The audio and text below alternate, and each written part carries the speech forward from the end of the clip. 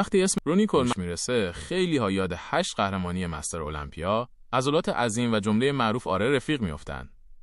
اما پشت این بدن افسانه‌ای داستان‌هایی وجود داره که کمتر درباره‌شون صحبت شده. قبل از اینکه به یکی از بزرگترین بدنسازهای تاریخ تبدیل بشه، افسر پلیس بود. با وجود حقوق کم، صبح‌ها به سر کار میرفت و عصرها ساعت‌ها تمرین میکرد. اون سالها نه خبری از قراردادهای میلیون دلاری بود و نه شهرت امروزی. فقط یک مرد بود با رویای بزرگ و اراده‌ای عجیب.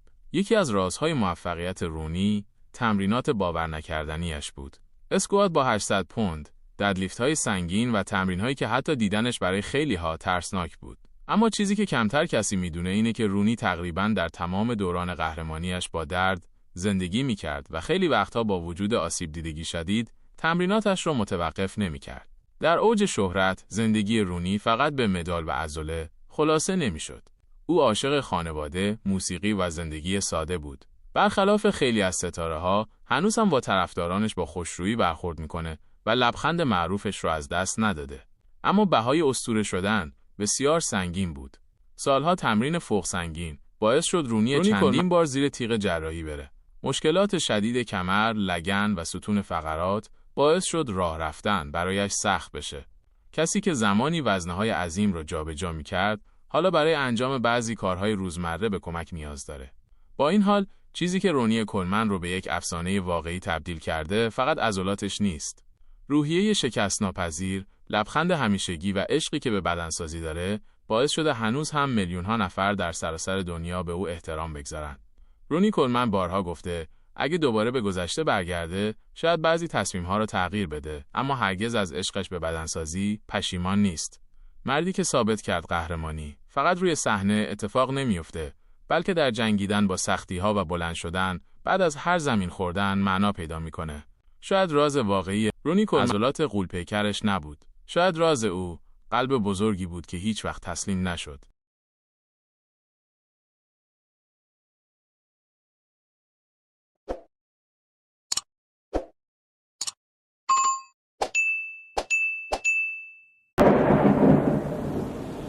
تاریخ بدنسازی اسمهای زیادی اومدن و رفتن. بعضیها قهرمان شدن، بعضیها رکورد زدن و بعضیها فراموش شدن. اما تعداد کمی هستن که تبدیل به اسطوره میشن. رونی کولمن یکی از همون آدم هاست. مردی که نه فقط با عضلاتش بلکه با ارادهش دنیا رو شوکه کرد. رونی کولمن در خانواده‌ای معمولی بزرگ شد. زندگیش پر از ثروت و امکانات نبود. درس خوند، حسابداری خوند و بعد وارد نیروی پلیس شد. روزها پلیس بود و شبها تمرین میکرد. اون زمان هیچ کس فکر نمیکرد این مرد آرام و خندان چند سال بعد تبدیل به ترسناکترین بدنساز روی صحنه بشه. شروع بدنسازی برای او مثل خیلی از قهرمانها با سختی همراه بود. پول زیادی نداشت. امکاناتش محدود بود.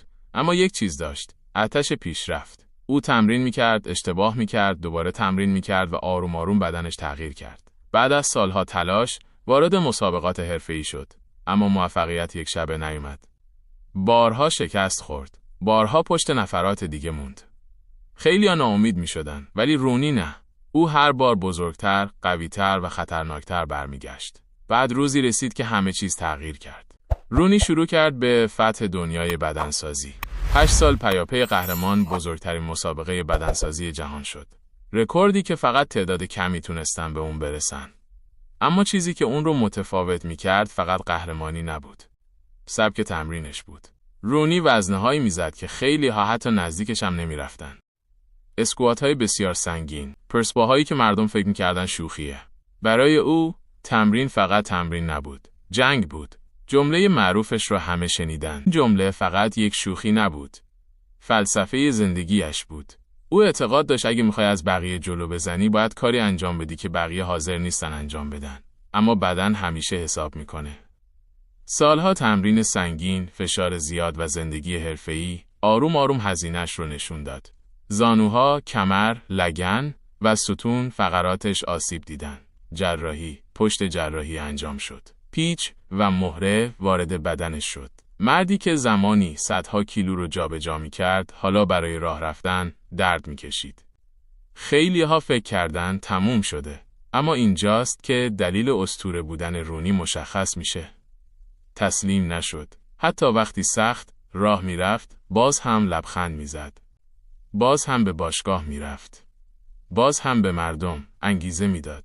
رونی کولمن فقط یک قهرمان عضلانی نبود. او نماد یک سوال بزرگه. بعضی‌ها میگن بله، چون نامش جاودانه شد. بعضی‌ها میگن نه، چون بدنش بهای سنگینی داد. اما فارغ از همه بحث‌ها، یک حقیقت وجود داره. وقتی اسم بدنسازی میاد، وقتی صحبت از اراده میشه، وقتی حرف از عبور از درد به میان میاد، اسم رونی کولمن همیشه زنده میمونه. چون بعضی آدم‌ها فقط قهرمان نیستن. اونا تبدیل به افسانه میشن.